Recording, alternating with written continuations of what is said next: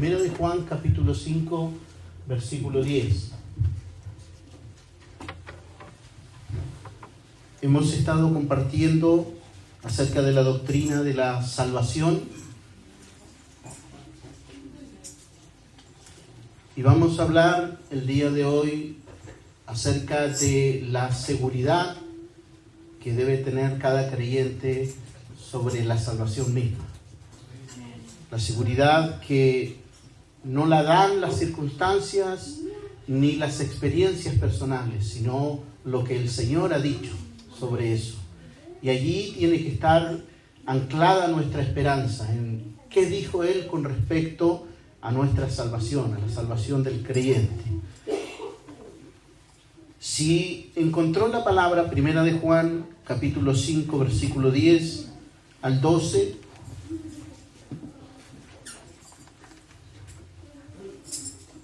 vamos a leer el pasaje que dice: el que cree en el Hijo de Dios tiene el testimonio en sí mismo. El que no cree a Dios le ha hecho un mentiroso, porque no ha creído en el testimonio que Dios ha dado acerca de su Hijo. Y este es el testimonio, que Dios nos ha dado vida eterna. Y esta vida está en su Hijo. El apóstol Pablo dice en otra oportunidad que si alguno está en Cristo, nueva criatura es. Es una creación nueva y las cosas viejas pasaron. Luego el verso 12 dice: el que tiene al Hijo tiene la vida. El que no tiene al Hijo de Dios no tiene la vida. Vemos nosotros en esta declaración del apóstol Juan que no hay eufemismos, él es directo. ¿Quiénes son los hijos de Dios? Aquellos que han abrazado por la fe el Evangelio, aquellos que han creído que el sacrificio de Cristo en la cruz nos libera de la culpa, nos libera de la condenación eterna y nos pone en una posición diferente delante de Dios. Ahora ya no somos esclavos, ya no somos ajenos, no somos huérfanos tampoco, ahora somos hijos de Dios. No existe otro término más que los que son hijos de Dios y aquellos que no lo son. Si alguno no está en Cristo, entonces no es hijo de Dios. Puede ser una persona que tenga conocimiento de las Escrituras, de lo que se hace dentro de la iglesia, puede tener cierta cercanía con los creyentes, pero eso no lo hace un hijo de Dios. Aquellos que tienen al Hijo entonces tienen la vida. A veces nosotros buscamos la seguridad de la salvación en la obra que Dios está haciendo en nosotros, porque leemos la palabra, porque hay un crecimiento en nuestra vida espiritual, porque buscamos del Señor, y la verdad que nuestra confianza no puede descansar en aquellas cosas, sino debe descansar en lo que Dios ha dicho, en lo que Dios ha dicho. Y cuando la Biblia habla sobre la salvación, entonces leemos estas palabras del Señor Jesucristo hablando de Él mismo. Dice: yo les doy vida eterna y jamás perecerán. Está hablando de aquellos que han creído en Él como el Mesías. Y nadie las arrebatará de mi mano. Mi Padre que me las dio es mayor que todos, y nadie las puede arrebatar de la mano del Padre. Por tanto, la seguridad de la salvación tiene que ver con el hecho de que usted y yo, aquellos que hemos nacido de nuevo, estamos en las manos del Señor. Y no hay nada ni nadie que nos puede arrebatar de allí. Nadie nos puede sacar de allí. Hay muchas doctrinas que han sufrido distorsión o desequilibrios y muchas veces abusos en las iglesias. Por ejemplo, cuando se habla de la superfe, la capacidad que tenemos de declarar algunas cosas, la confesión positiva, que yo visualizo lo que quiero y también lo confieso y por tanto lo obtengo. Estas son distorsiones de ciertas doctrinas que están en la Biblia, pero que se han malinterpretado. El abuso del hablar en lenguas, el bautismo del Espíritu Santo, todas esas son doctrinas que nosotros las encontramos en la Biblia, pero que han sido distorsionadas y han sufrido abusos. Pero la doctrina de la gracia no está ajena también a los abusos, porque también ha sido mal interpretada esta doctrina y existen distorsiones, existen abusos. Por un lado, algunos toman la salvación como algo que no se puede perder y hacen también lo que quieren. Le dan rienda suelta a sus pasiones desordenadas con la excusa de que ya son salvos. Y otros también están siempre cuestionando cuando pecan, porque piensan que la salvación la pueden perder en cualquier momento, y entonces caminan con ese temor constante de fallarle al Señor y de no querer perder la salvación. La Biblia usa muchas veces preguntas retóricas, o usar retórica para hacernos reflexionar, para hacernos pensar. En algún momento el Señor Jesucristo vio a sus discípulos cuando les habla acerca del afán y de la ansiedad, le dice que no se preocupen por las cosas que iban a comer, por las cosas que iban a vestir, que iban a hacer el día siguiente. Y les dice, ustedes miren las aves del cielo, ellas no trabajan, no se preocupan por aquellas cosas, no guardan en granero, y vuestro Padre las alimenta, las sostiene. Y les hace una pregunta a los discípulos, ¿no valen ustedes más que un pájaro? Para que ellos pudieran reflexionar que en realidad, si Dios tenía cuidado de los animales, ¿cuánto más cuidado no va a tener de sus hijos? ¿Cuánta mayor preocupación? Cuando Job, por ejemplo, también estaba desesperado y no veía nada bueno de todo lo que le estaba pasando, Dios también lo confronta y le hace algunas preguntas para que él reflexionara. Y le dice, ¿dónde estabas tú cuando yo fundaba la tierra? Házmelo saber, Job, dime tú, ¿dónde estabas en ese momento? ¿Quién ordenó sus medidas? ¿Quién extendió sobre ella su cordel? ¿Sobre qué están fundadas sus bases? ¿Quién puso su piedra angular? Job, respóndeme, ¿tiene la lluvia padre? ¿O quién engendró las gotas del rocío? ¿Sabes algo de esto? Era una forma en la que Dios nos hace preguntas retóricas para que nosotros reflexionemos, pensemos en nuestro comportamiento. Entonces yo quiero usar también algunas preguntas retóricas con respecto a la salvación, y sobre todo para quienes piensan que la salvación se pierde, porque lo que voy a compartir hoy día es lo que nosotros hemos estudiado como predicadores y a la conclusión que hemos llegado. No es mi pensamiento, es lo que hemos entendido de las Escrituras. ¿Cómo se obtiene la salvación? ¿Cómo se obtiene la salvación? La Biblia nos dice que es por medio de la fe. Es un don, es un regalo de Dios que no merecemos, que Dios lo da por medio de la fe, por depositar nuestra confianza en el sacrificio de Cristo en la cruz. Si peco, ¿pierdo entonces la salvación? ¿Se pierde?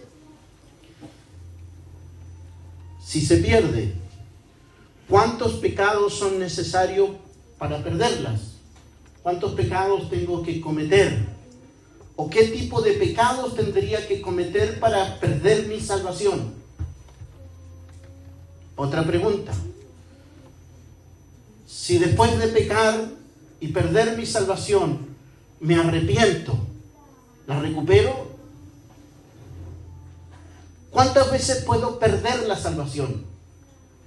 ¿Cuántos pecados son necesarios para que yo pierda mi salvación?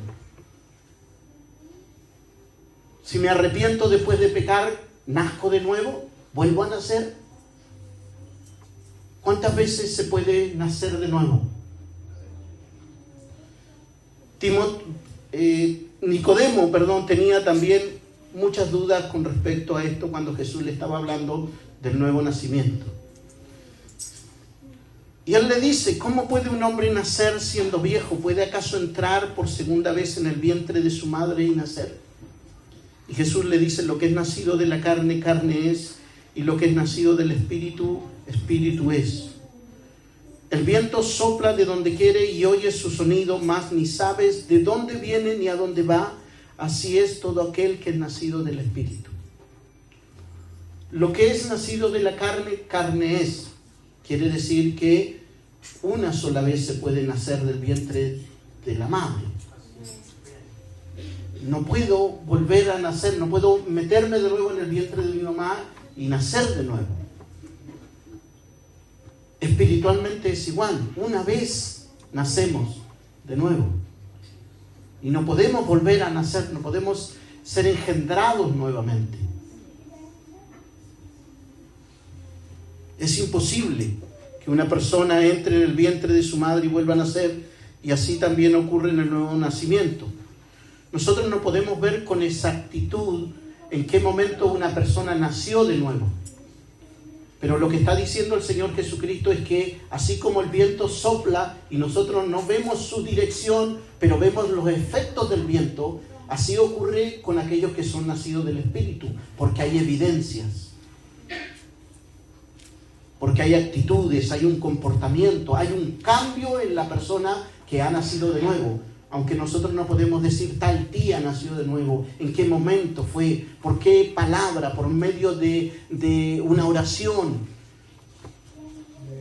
Pero hay una evidencia. Eso es lo que dice el Señor Jesucristo. Hay entonces dos extremos de la doctrina de la gracia. Uno de esos extremos es el legalismo, que tiene que ver con el hecho de hacer obras para poder agradar a Dios, de ganarnos el favor de Dios por medio de las cosas que hacemos. Y allí entran aquellos que piensan que la salvación se pierde y que tienen que constantemente estar haciendo cosas, perseverando. Aquellos que creen que la salvación se pierde enfatizan precisamente en las obras para obtener la vida eterna o para preservar la salvación, y para eso tienen que cumplir con ciertos ritos, con ciertos dogmas, con ciertas doctrinas. Tienen que cumplir con algunas cosas como no uses, no comas, no te pongas, no vayas, guarda ciertos días. Y esto no es nuevo. En el libro de los Hechos nosotros vemos que al comienzo de la era cristiana se originó un conflicto que terminó o desembocó en el primer concilio que se hizo en Jerusalén.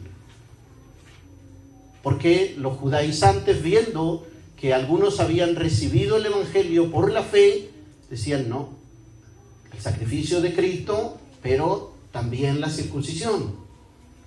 El sacrificio de Cristo y guardar también el día sábado. Guardar la ley, tenían que guardar la ley para ser salvos. Entonces, dice el libro de Hechos capítulo 15, algunos que venían de Judea enseñaban a los hermanos, aquellos que se habían convertido al Señor, si no se circuncidan conforme al rito de Moisés, no pueden ser salvos. Eso es lo que hace el legalismo, impone reglas aparte de la fe. Tienes que bautizarte, tienes que venir a la iglesia, tienes que comprarte una Biblia, tienes que hacer cosas porque la fe no es suficiente.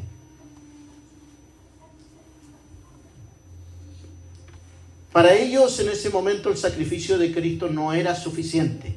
Había que añadirle algo más, había que agregarle otras cosas. Algunos dicen que si no dan el diezmo también se pierde. Y así se va menospreciando la obra de la cruz. Como Pablo y Bernabé tuviesen una discusión no pequeña con ellos, se dispuso que subiesen Pablo y Bernabé a Jerusalén. Luego el verso 7 dice, y después de mucha discusión, Pedro se levantó y le dijo, varones hermanos, vosotros sabéis cómo ya hace algún tiempo que Dios escogió que los gentiles oyesen por mi boca la palabra del Evangelio y creyesen. Y Dios, que conoce los corazones, les dio testimonio, dándoles el Espíritu Santo lo mismo que a nosotros, y ninguna diferencia hizo entre nosotros y ellos, purificando por la fe sus corazones. Ahora, hermanos, le dice, ahora pues, ¿por qué tentáis a Dios poniendo sobre la cerviz de los discípulos un yugo que ni nuestros padres ni nosotros hemos podido llevar? Nosotros no hemos podido cumplir la ley a cabalidad, dice Pedro, ni nuestros padres tampoco pudieron hacerlo. ¿Por qué pretendemos que aquellos que vienen entrando ahora lo hagan? ¿Por qué queremos poner ese peso sobre aquellos que vienen recién conociendo al Señor? Que vístete como cristiano, que habla como cristiano, que compórtate como un cristiano cuando recién vienen entrando. Si nosotros no hemos podido cumplir aquello, ¿por qué pretendemos que aquel que viene naciendo de nuevo lo haga? Que perdona como cristiano. Eso es lo que le está diciendo el apóstol Pedro. Nosotros ni nuestros padres hemos podido llevar ese peso. Antes creemos que por la gracia del Señor Jesucristo seremos salvos de igual modo que ellos. ¿Qué hacen los hermanos en Jerusalén? Envían a Pablo, a Bernabé, a Silas y a Barsabás con instrucciones para las iglesias gentiles. Y les dicen que nadie los inquiete a ustedes con otras cosas. A ustedes que han conocido al Señor, que nadie ponga sobre ustedes una carga pesada. Porque ha parecido bien al Espíritu Santo y a nosotros no imponeros ninguna carga más que estas cosas necesarias. Que os abstengáis de lo sacrificado a ídolos, de sangre, de ahogado y de fornicación. Todas estas cosas eran lo que tenía que cumplir la iglesia gentil. Nada de la ley, no se habla nada de la ley, ni de la circuncisión, ni nada de aquellas cosas. O sea, vemos allí nosotros una distorsión de esta doctrina de la gracia que es el legalismo, es ponerle cargas pesadas a aquellos que conocen o vienen conociendo recién al Señor. Pero está también el otro extremo, que es el libertinaje. El otro extremo de la gracia malentendida es precisamente el libertinaje. La salvación es la libertad que Dios nos ha dado de la condenación eterna, y todas aquellas cosas Dios nos las da por medio de la fe.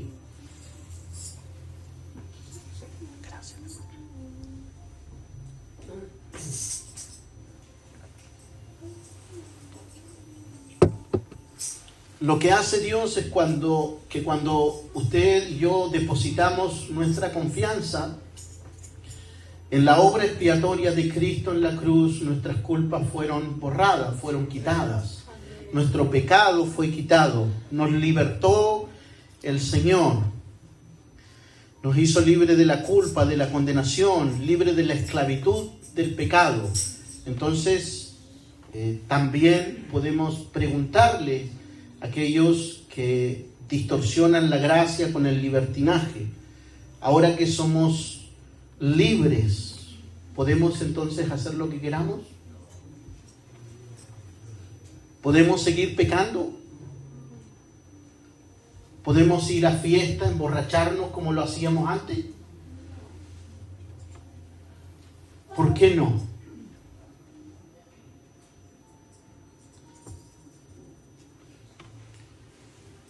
Algunos argumentan que ya son salvos, por lo tanto su salvación no se puede perder. La pregunta entonces sería, ¿de verdad has nacido de nuevo? ¿Has sido libertado del pecado? Porque alguien que ha nacido de nuevo no tiene esos pensamientos. Es imposible que piense de esa forma. El problema es que hay personas que han entrado encubiertamente en las iglesias. Eso es lo que dice la Biblia. La gracia no es una licencia para seguir pecando, porque Dios no avala aquello. El libro de Judas nos dice: amados, por la gran solicitud que tenía de escribiros acerca de nuestra común salvación, me ha sido necesario escribiros exhortándoos que contendáis ardientemente por la fe que ha sido una vez dada a los santos. Porque algunos hombres han entrado encubiertamente, los que desde antes habían sido destinados para esta condenación. Hombres impíos que convierten en libertinaje la gracia de nuestro Dios y niegan a Dios, el único soberano, y a nuestro Señor Jesucristo.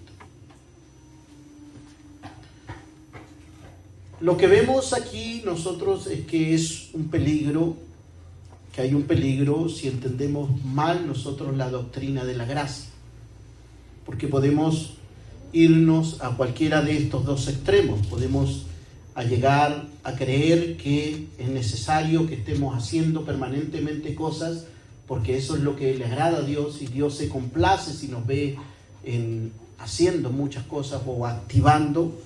Y por otro lado también están aquellos que piensan que una vez entrado por la puerta ya no importa cómo vivamos, que a Dios no le interesan aquellas cosas.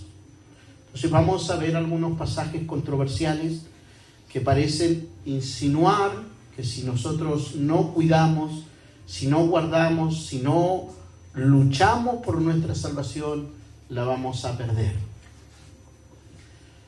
Acompáñeme en su Biblia y en el libro de Hebreos capítulo 6, versículo 4 al 6. Este es uno de los textos que más se utilizan para argumentar que la salvación se puede perder.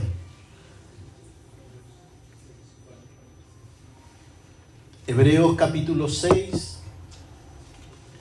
versículo 4 al 6. Porque es imposible que los que una vez fueron iluminados y gustaron del don celestial y fueron hechos partícipes del Espíritu Santo, y asimismo gustaron de la buena palabra de Dios y los poderes del siglo venidero, y recayeron, sean otra vez renovados para arrepentimiento, crucificando de nuevo para sí mismo al Hijo de Dios y exponiéndole al vituperio. Parece que dice eso, ¿no? Que es imposible que alguien que caiga sea levantado de nuevo para arrepentimiento. Ahora es importante que nosotros entendamos una cosa, que a veces se pasa muchas veces por alto el contexto del libro de Hebreos, de esta epístola a los Hebreos. ¿A quién se le escribió? ¿A quién le está hablando el autor de los Hebreos? Entonces, los hebreos, que son los receptores de esta epístola, eran judíos que se habían convertido probablemente en Pentecostés, pero que a causa de la persecución de la muerte de Esteban se dispersaron. Esos son los judíos que están en la diáspora, los judíos que se habían sido esparcidos por todos lados, y a los judíos que no vivían en Jerusalén, que habían adoptado la lengua griega, le llamaban griegos, pero eran judíos. ¿Recuerda usted el caso en el libro de Hechos de capítulo 6, cuando hubo murmuración, dice la Biblia, de los griegos contra los hebreos? Pero estos griegos eran los mismos judíos que hablaban en griego, pero los que vivían en Jerusalén los miraban con recelo, porque decían: estos son griegos que se habían ido de Jerusalén y habían adoptado la lengua griega, hablaban en griego. Por lo tanto, los menospreciaban. Pero en la iglesia primera se dio un problema, que los griegos murmuraron en contra de los hebreos de que las viudas de ellos, las viudas de los griegos, eran desatendidas en la distribución diaria. Pero eran todos judíos, todos eran judíos, pero a estos judíos que estaban en la diáspora, se escribió la epístola a los hebreos. Los hebreos no estaban en peligro de volverse al ritualismo de la ley como si lo estaban en Galacia. No era ese el problema. Ellos habían creído en el Señor. Los receptores de la carta, de la epístola de los hebreos, eran creyentes. Por tanto, esta palabra se la está diciendo a creyentes, a hermanos. Ellos nunca habían dejado el ritualismo de la ley. Ellos seguían haciendo todo el ritual de la ley de Moisés, con la diferencia que habían creído en Cristo, pero no habían obtenido nada más que eso, la fe. Creyeron en Cristo como el Mesías prometido que había sido anunciado y no tenían más crecimiento que eso. No tenían doctrina, no tenían conocimiento de nada de lo que ocurrió del Espíritu Santo, no sabían más nada del Evangelio que la fe que habían abrazado. Entonces, el peligro que corrían ellos no era abandonar la fe, sino lo que era simplemente desechar a Cristo, desecharlo, sacarlo de la ecuación y quedarse con la ley, con todo lo que hacían. ¿Por qué? Porque ellos habían escuchado que el Evangelio y escucharon también que Cristo iba a regresar. Y estaban en esa espera, ellos estaban esperando que Cristo regresara, pero empieza también la persecución.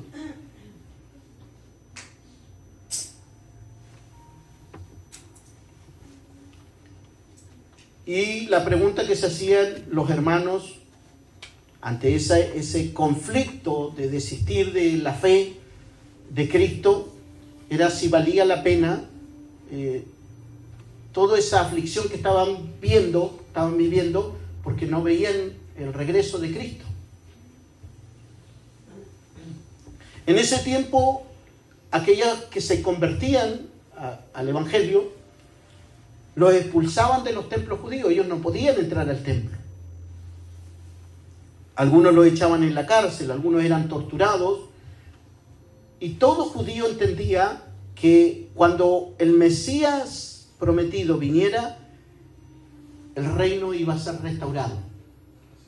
Por eso, cuando Jesús se presenta resucitado ante los discípulos, ellos le preguntan a Jesús: Señor, ¿restaurarás el reino a Israel en este tiempo?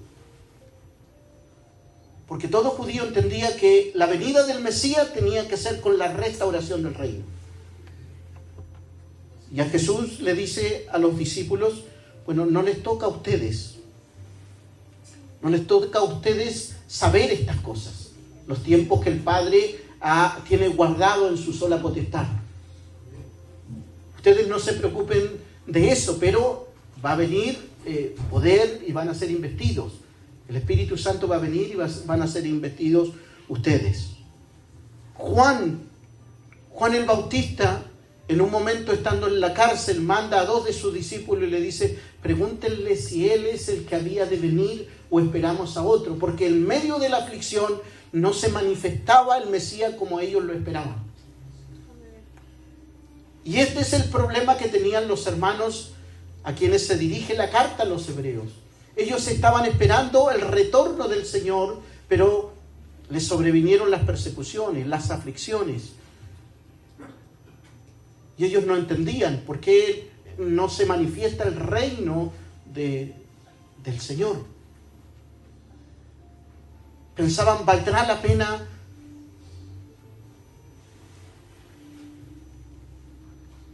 Entonces la epístola a los hebreos, si nosotros la leemos del principio, nos dice que Cristo es superior a los ángeles, que Él es por excelencia, dice en una parte que es superior a Moisés, que es por excelencia nuestro sumo sacerdote, y que como tal, como sumo sacerdote, puede compadecerse, dicen los primeros capítulos, de nuestras necesidades, de nuestras debilidades, y nos invita a nosotros, a los creyentes, a entrar con confianza al trono de la gracia para hallar oportuno socorro. Luego nos dice que Él, aunque era hijo, Cristo, por lo que Él padeció, aprendió también la obediencia. y que por eso también, por esa perfección que alcanzó, vino a ser autor de eterna salvación para los que le obedecen. Luego, el versículo 11, Hebreos 5:11, dice, acerca de esto, de todo lo que ha venido hablando antes de la supremacía de Cristo, dice, acerca de esto tenemos mucho que decir y difícil de explicar, por cuanto os habéis hecho tardos para oír. ¿Cuál era el problema de los hermanos? Era que ellos todavía permanecían en un estado infantil, eran como niños recién nacidos. Habían abrazado el Evangelio, pero el autor le dice, debiendo ser ya maestros ustedes. Debiendo ser ya maestros, tienen necesidad de que se les vuelva a enseñar los primeros rudimentos de la palabra de Dios, porque eran incapaces de digerir alimentos sólidos. No les puedo hablar de lo que yo quisiera hablarle, de las profundidades de la palabra de Dios. No puede hablar el autor de Hebreo porque eran niños. Y vemos nosotros allí que es peligroso que un cristiano permanezca en ese estado. Que no madure, que no crezca porque es vulnerable, porque es frágil en sus convicciones. En otras palabras, lo que el autor de Hebreo le estaba diciendo a los hermanos era que la luz ya había llegado, no tenían necesidad de estar en la sombra, porque todo lo que estaba allí, les dice después, es sombra de lo que había de venir. El autor de Hebreo le está diciendo a los hermanos, ¿por qué ir al Sinaí si tenemos el Calvario? ¿Por qué irnos al tabernáculo si tenemos acceso al trono de la gracia? ¿Por qué quedarnos con aquello que es la sombra si Cristo ya estaba allí?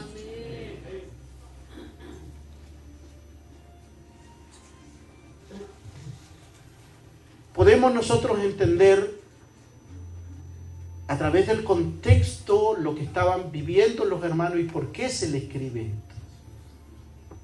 Luego le dice, vamos adelante a la perfección, vamos a la madurez, afiáncense. Y enseguida, entonces, usa el autor la retórica para hacerlos reflexionar, para que los hermanos piensen, porque dice, para persuadirlo, dice, y esto haremos si en verdad Dios lo permite, y pasa a presentar allí un caso hipotético, porque eso es lo que es un caso hipotético. Porque es imposible, mire, si usted lee el pasaje, el principio del pasaje dice, porque es imposible, y el final del texto dice, que sean renovados, que sean otra vez renovados para arrepentimiento, crucificando de nuevo para sí mismo al Hijo de Dios y exponiéndole al vituperio. Porque es imposible. ¿Qué es imposible? Todo lo que está en medio. Los que fueron una vez iluminados y gustaron del don celestial y fueron hechos partícipes del Espíritu Santo y asimismo gustaron de la buena palabra de Dios y los poderes del siglo venidero y recayeron. Entonces es imposible. Lo que el autor de Hebreo le está diciendo, es imposible que alguien que haya nacido de nuevo, que haya tenido una experiencia personal con Dios y tropieza o tiene un traspiés, tenga que arrepentirse de nuevo, tenga que nacer de nuevo y sacrificar de nuevo a Cristo para ser perdonado de sus pecados. Es imposible, ya nació una vez. No necesitas venir de nuevo, nacer de nuevo, arrepentirte de tus pecados en ese sentido, que Dios te perdone y nacer si has tenido un traspié y has caído. Es imposible entonces que alguien que haya nacido de nuevo tenga que arrepentirse de nuevo, volver a nacer y volver a sacrificar a Cristo, exponiéndolo a todo lo que implica la crucifixión. Eso no pasa. Eso es lo que está diciendo la Escritura. Eso no ocurre. Es imposible. Ya nació. Se cuenta que un joven fue invitado un día a una reunión y el pastor, después que lo ve y entiende que es una persona que no conocía al Señor, le predica el Evangelio. Y después, a los 3 días después, este joven vuelve a venir a la iglesia y el pastor vuelve a predicarle el Evangelio. A la semana el joven viene y el pastor de nuevo va y le predica el Evangelio. A la semana siguiente ocurre lo mismo, viene el joven y el pastor le vuelve a predicar el Evangelio. Y después el joven le dice: pastor, ¿le puedo decir algo? Cuando usted me habló la primera vez yo creí, me arrepentí, le pedí perdón al Señor de todos mis pecados. No necesito que me predique lo mismo de nuevo, porque ya lo hice una vez. Quiero crecer, quiero conocer al Señor, pero no podemos estar diciéndole a aquel que ha nacido de nuevo que se vuelva a arrepentir cada vez que peca, que vuelva a nacer de nuevo y que vuelva a sacrificar a Cristo, que vuelva a crucificarlo para perdón de sus pecados, porque ya lo hizo una vez.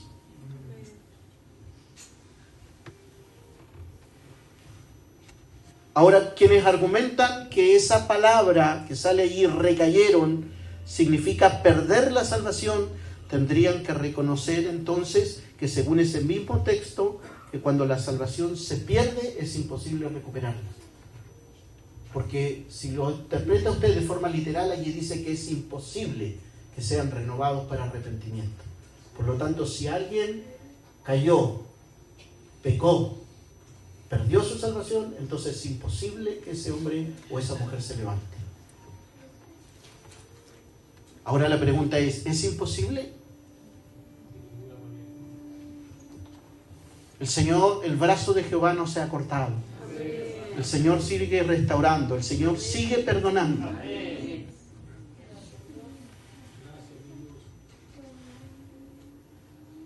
Luego en el verso 9 dice: pero en cuanto a vosotros, oh amados, fíjense cómo concluye: estamos persuadidos de cosas mejores y que pertenecen a la salvación, aunque hablamos así. Porque Dios no es injusto para olvidar vuestra obra y el trabajo de amor que habéis mostrado hacia su nombre, habiendo servido a los santos y sirviéndoles aún. ¿Se fijan cómo está hablando de creyentes? Ustedes han servido a los santos y todavía le están sirviendo, pero deseamos que cada uno de vosotros muestre la misma solicitud hasta el fin, para plena certeza de la esperanza. Que siga manifestando esa convicción que tuvo cuando abrazó el Evangelio, hasta el final. En el mismo libro de Hebreos, en el capítulo 2, versículo 2,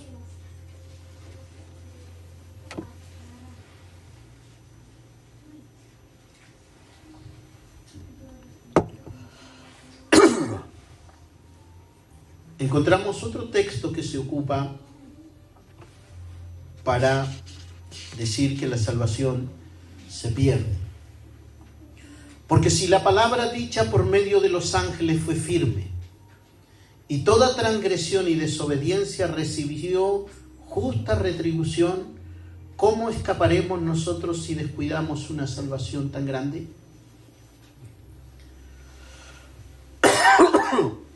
De nuevo, vamos a ver el contexto que nos dice la Escritura.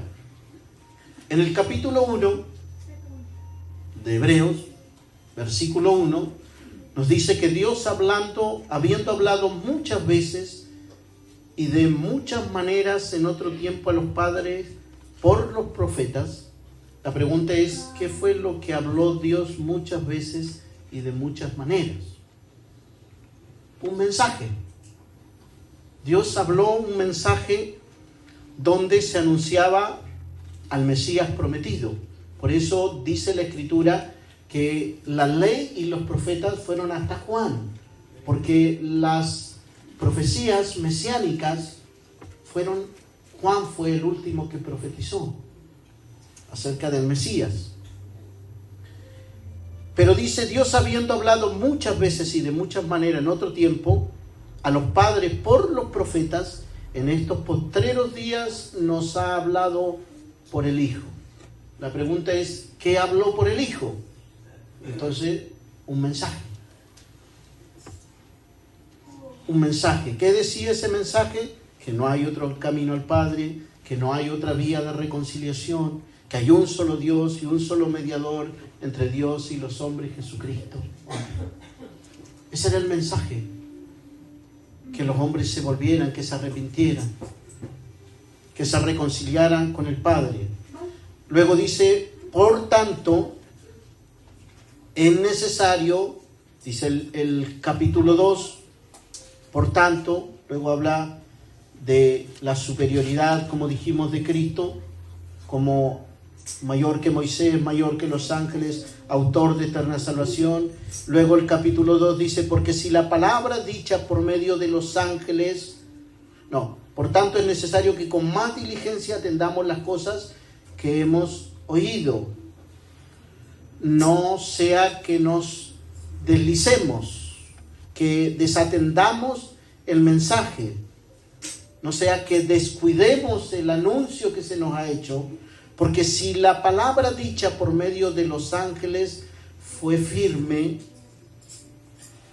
y toda transgresión y desobediencia recibió justa retribución, y los judíos creían que la ley de Moisés, que fue dada en el monte Sinaí a Dios la dio a través de ángeles intermediarios y no directamente a Moisés. De hecho, Esteban, cuando estaba siendo apedreado, le dice a los judíos, ¿a cuáles de los profetas no persiguieron vuestros padres y mataron a los que anunciaron de antemano la venida del justo, de quien vosotros ahora habéis sido entregadores y matadores? Vosotros que recibisteis la ley por disposición de ángeles y no la guardasteis. Porque no la recibió Moisés directamente de parte de Dios, sino por medio de los ángeles, a través de ángeles. Entonces, si desobedecer la ley dada a través de ángeles tenía unas consecuencias terribles, porque recibían retribución, eran muertos aquellos que desobedecían la ley de Moisés. Entonces, cuanto más rechazar el mensaje de Jesús es más peligroso. El llamado, la invitación que hace el Señor. Por eso dice, ¿cómo escaparemos nosotros si descuidamos una salvación tan grande? Allí la palabra salvación, hermanos, la palabra salvación no significa ser librados de la condenación eterna. La palabra salvación en la Biblia significa ser librados, pero se aplica dependiendo del contexto donde está la palabra. Por ejemplo, cuando los discípulos estaban en el mar y sentían que se ahogaban, le dicen a Jesús, Señor, sálvanos que perecemos. Allí la palabra salvación no está hablando que ellos necesitaban arrepentirse y creer en Cristo para salvación. Salvación es ser librados de un peligro inminente. Cuando la mujer con flujo de sangre viene donde Jesús y toca el borde de su manto, Jesús le dice, mujer, tu fe te ha hecho salva. Y no está hablando de la salvación como una liberación de la condenación eterna, sino de sanidad, porque el mismo pasaje dice que la mujer fue sana desde aquel momento, aquel instante. Por lo tanto, la palabra salvación no podemos aplicarle el título de ser librado de la condenación eterna cada vez que la encontremos en la Biblia. Depende del contexto. Es como que si yo voy en el auto y de repente en la carretera pincho el neumático y le digo a mi hijo, tráeme la gata. Y él me llega ¿con qué me va a llegar? Me va a llegar con la gata hidráulica, la gata mecánica. ¿Por qué? Porque el contexto le dice que lo que necesito en ese momento para levantar el neumático es la gata hidráulica. No me va a llegar con la gata que dice miau. Porque él entiende que ese es el contexto. Entonces aquí la palabra salvación, ¿cómo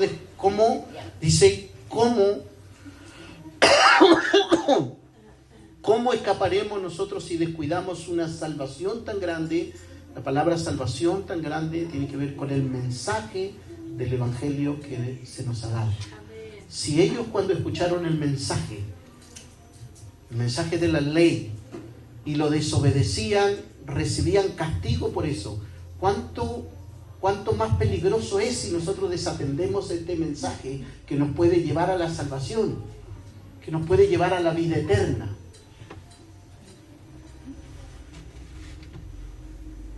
Entonces, ¿cómo se lee este pasaje? Lo vamos terminando. Por tanto, o en vista de que Dios habló a los antiguos por medio de profetas anunciando la venida del Mesías y entregando ese mismo mensaje por medio de los profetas en todos los tiempos, en estos tiempos nos ha anunciado el mensaje por medio de su Hijo. Eso es lo que dice la Biblia. Él es el Mesías anunciado. Entonces es necesario que con más diligencia atendamos a las cosas que hemos oído, no sea que menospreciando el mensaje de la salvación nos deslicemos, porque si la palabra dicha por medio de ángeles fue firme y toda transgresión, toda desobediencia recibió justa retribución, recibió castigo, ¿cómo escaparemos nosotros si descuidamos un mensaje que puede darnos vida eterna? ¿Cómo escaparemos nosotros si descuidamos una salvación tan grande? La cual, fíjense que el mismo contexto lo dice, la cual habiendo sido anunciada primeramente por el Señor. ¿Qué fue anunciado? El mensaje. No fue confirmada por los que lo oyeron. ¿Quiénes lo oyeron? Los discípulos de Jesús, que transmitieron el mismo mensaje después de él. Testificando Dios juntamente con ellos con señales y prodigios y diversos milagros y repartimiento del Espíritu Santo según su voluntad. Estos pasajes que nosotros leímos, o hemos visto, hay más pasajes, nos muestran, mis hermanos, que la obra de Cristo, el Evangelio nos muestra que la obra de Cristo, la obra expiatoria de Cristo fue completa. No le falta nada, el sacrificio de la cruz fue completo, eso es lo que dijo Jesús. Consumado es, terminado, acabado, perfecto. No hay otro sacrificio que se pueda hacer, que se pueda igualar. No necesitamos agregarle nada más, es suficiente. El Evangelio es suficiente. El sacrificio de la cruz fue suficiente. Y si nosotros depositamos nuestra fe y nuestra confianza en esa obra expiatoria, entonces el Señor nos perdona, nos libera de la culpa. El Señor nos reconcilia con Él. Quita el peso de la condenación que nos asedia a nosotros, con el cual caminamos. Y no solo eso, sino que la Biblia dice que el Espíritu da testimonio a nuestro espíritu de que somos sus hijos. Y si el Espíritu de Cristo no está en nosotros, así como leímos al principio, entonces no somos de Cristo. Y si somos de Él, entonces tenemos que tener la seguridad que nos dice el apóstol Juan, que nadie nos puede arrebatar de su mano. El sacrificio de Cristo en la cruz es a prueba de todo, a prueba de torpeza, a prueba de pecado, a prueba de nuestra fragilidad humana, a prueba de nuestras carencias, de nuestras debilidades. El sacrificio de Cristo es poderoso para sostenernos, para guardarnos. Por eso dice las Escrituras en el mismo libro de Hebreos: así que, hermanos, teniendo ahora libertad para entrar en el lugar santísimo por la sangre de Jesucristo, por el camino nuevo y vivo que Él nos abrió a través del velo, esto es de su carne, y teniendo un gran sacerdote sobre la casa de Dios, acerquémonos con corazón sincero, en plena certidumbre de fe, purificados los corazones de mala conciencia y lavados los cuerpos con agua pura. Mantengámonos firmes, sin fluctuar, la profesión de nuestra esperanza, porque fiel es el que prometió. Fiel es el que prometió que estaría con nosotros todos los días hasta el fin del mundo. Estamos seguros en sus manos, hermanos. Y eso tiene que darnos esperanza. Eso tiene que alentarnos a nosotros. No nos tiene que desanimar los fracasos y las torpezas, los errores, ni nuestro pecado no tiene que alejarnos más de Dios, sino por el contrario, tiene que acercarnos más a Él. Amén. Tiene que acercarnos más a Dios, porque Él es fiel para sostenernos, para perdonarnos. Dios bendiga a su amada y nos ayude. Quiero invitarles, mis hermanos, a orar. Vamos a pedirle a mi hermano Roberto si nos puede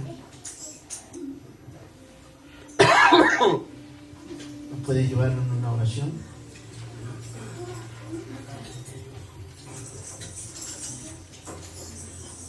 Oramos. Padre bueno, lleno de amor,